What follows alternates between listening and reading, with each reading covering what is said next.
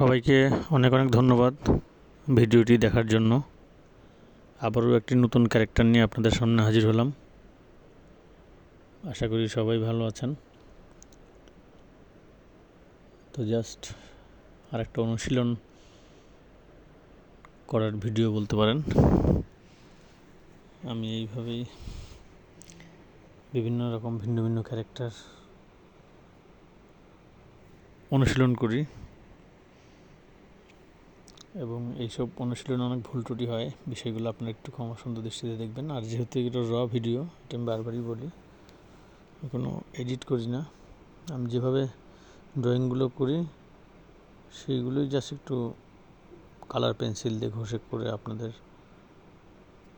দেখার জন্য এগুলো আমি আপলোড দিই। বিশেষ করে যারা অনেক প্রশ্ন করেন, আঁকতে চান, তাদের যদি কোনো উপকারে কাজে লাগে, সেটাই আসলে মূল উদ্দেশ্য।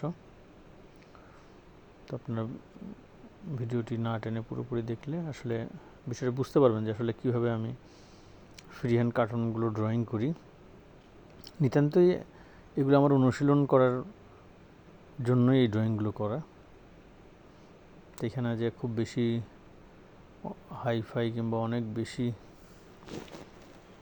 দুর্দাম ভালো মানের সেটা বিষয় না, সেরকম কিছু না। এটা জাস্ট অনুশীলনই বলতে পারেন। আর এই অনুশীলনে যে ভুল ত্রুটিগুলো হয় সেগুলো আমি পরবর্তী ভিডিওতে কিংবা পরবর্তী ড্রয়িং করার সময় যাতে সেই ভুলগুলো আমি কাটিয়ে উঠতে পারি, সেটাই মূলত উদ্দেশ্য। আর আমি আসলে ম্যানুয়াল ড্রয়িং করতেই ভালো লাগে, কারণ তাতে ড্রয়িং স্কিল এবং দক্ষতা বাড়ানোর অনেক সুযোগ থাকে। সে কারণেই আমার এই ম্যানুয়াল ড্রয়িং প্রতিনিয়তই আমি এই প্র্যাকটিসগুলো করি, যাতে আমি আমার ভিন্ন ভিন্ন কার্টুন ক্যারেক্টারগুলো আর দক্ষতার সহিত ড্রয়িং করতে পারি।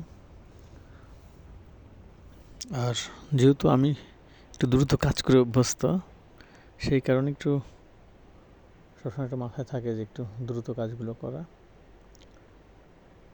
এবং দ্রুততার সাথে সাথে এগুলো জানি আরও পারফেক্ট হয় এবং ভালো হয়, সেদিকেও লক্ষ্য রাখি এবং চেষ্টা করি। সে কারণেই এই ধরনের অনুশীলনগুলো আমি করি। আর অধিকাংশই ফিগারেটিভ কাজ, যেহেতু আমি এই কাজগুলোই করে অভ্যস্ত, এগুলি বেশি করতে হয়। তো সে কারণেই এই ধরনেরই ড্রয়িংগুলো আমি সাধারণত আপলোড করে থাকি। তো আপনারা অনেক প্রশ্ন করেন, জানতে চান, তো আমার মনে হয় ভিডিওটি দেখলেই আপনারা আপনাদের প্রশ্নের উত্তরগুলো পেয়ে যাবেন। এবং আপনাদেরকে আবার অনেক অনেক ধন্যবাদ। দেখা হবে আবার নতুন কোনো কার্টুন ক্যারেক্টার নিয়ে নতুন কোনো ভিডিওতে। সেই পর্যন্ত সবাই ভালো থাকবেন।